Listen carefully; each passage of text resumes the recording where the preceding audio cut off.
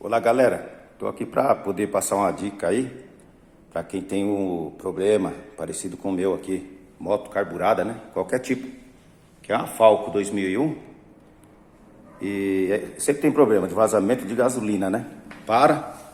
Aí cai pelo respiro ali, não para, não tem jeito, você arruma, volta com o tempo, sempre tá pingando. Então essa é uma dica aí para quem quer resolver o problema, né? No caso aqui, você compra uma válvula selenoide, normalmente fechada, que é essa daqui, ó, tá vendo? Tem a entrada e a saída da gasolina. O que acontece? Ela fecha a gasolina automaticamente aqui dentro, como se você estivesse fechando a torneira aqui. Aí quando você desliga a moto, ela fecha automaticamente lá dentro, que é a válvula selenoide. Aí o que eu fiz aqui, ó, eu coloquei lá na saída do tanque da torneira, vim, passei aqui, ó, aí você vai manobrando, ó, do jeito que você conseguir pôr aí para poder caber a carenagem depois. Aí aqui se liga outra saída e joga lá. Eu amarrei com fita Hellman, enforca gato, mas você pode pôr a abraçadeirinha também, 3/8, 5/16, entendeu? Recapitulando, ó, gasolina vem, corre aqui e entra na válvula aqui. Vai pro carburador, ligada, a moto ligada. Você desligou a moto, morre. Daqui pra cá não passa mais gasolina, acabou o problema, não vaza nunca mais. Problema resolvido.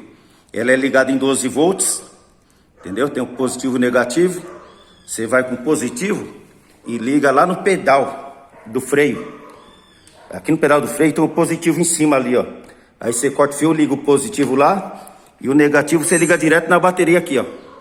Positivo lá no pedal do freio, no positivo, e negativo diretamente na bateria, entendeu? No caso aqui você pode pôr um porta-fusível no positivo se quiser, para prevenção. Apesar de ser muito difícil dar problema na válvula, né? Então o que acontece? Eu ligo a moto, ela aciona a válvula selenoide, né? Aí ela vai estar liberando a gasolina lá. Ó, ouve o barulho quando eu ligar aqui, ó. Ó. Vou ligar, ó, entendeu? Abre e fecha, vira uma torneira automática. Então ela vem, você põe do jeito que você conseguir pôr aí para poder esconder, amarra ela, no caso eu amarrei aqui, entendeu? Acabou meu problema. Gasolina sai, entra aqui e sai lá. Desligou, aqui corta, que dentro tem a válvula selenoide. Acabou o problema, nunca mais vai ter dor de cabeça. Positivo no positivo do freio da moto traseiro e negativo diretamente na bateria. E acabou o problema.